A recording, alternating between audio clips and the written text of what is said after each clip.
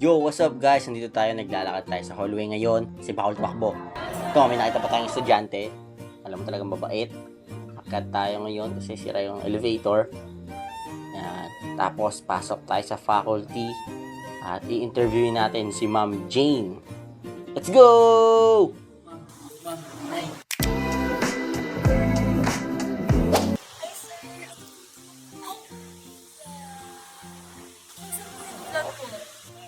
Tungkol sa mga teacher, i-document natin yung mga teacher bilang as a curriculist. Sir, tamang-tama. Gumagawa ko ng lesson. Isa pala sa role ng teacher ay ang pagiging writer at pagiging planner.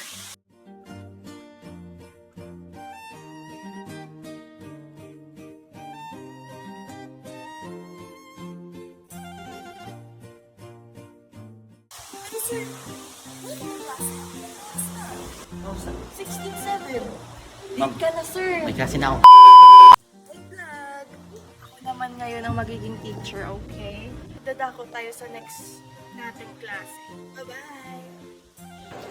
Ayan, welcome back, guys.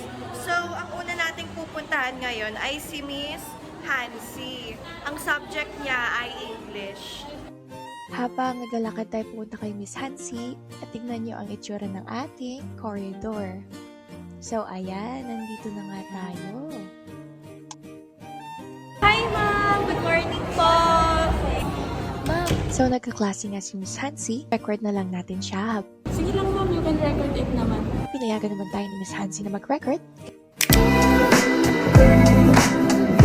Nagsisimula na magturo si Miss Honey. Panoorin natin. Board. Isara in English is board. Okay? Verb is what you call salitang pangkilos. Alam niyo ba yung salitang pangkilos? Yes. It is an action word, meaning you use your action. For example, here on the board, I am writing your name and below. What is the verb?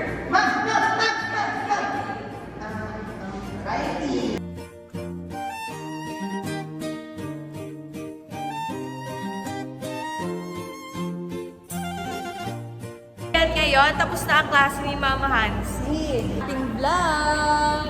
Ma'am, tungkol ito sa 9 course roles ng pagiging teacher as a curriculum. Ma'am, kaya ipapasa ko na sa iyo ang corona. Ma'am, pupunta na ako sa klase ko. Sige, may klase. Hello guys!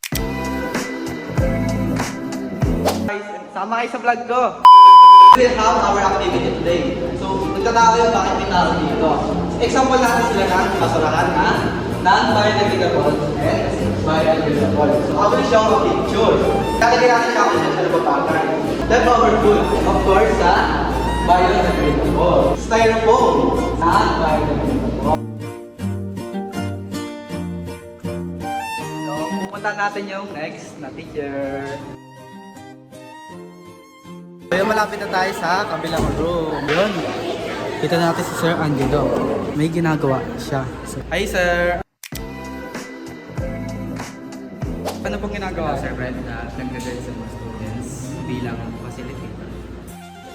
Sir, may class pa pala ako. So muna mag-vlog sir. Oh, sige. Hello guys! Sama kami ulit sa vlog namin. Pinaralan ninyo kay Sir Frederick kahapon. Or bagay na pwede under nito. Tama! Good! Non-biodegradable, styrofoam.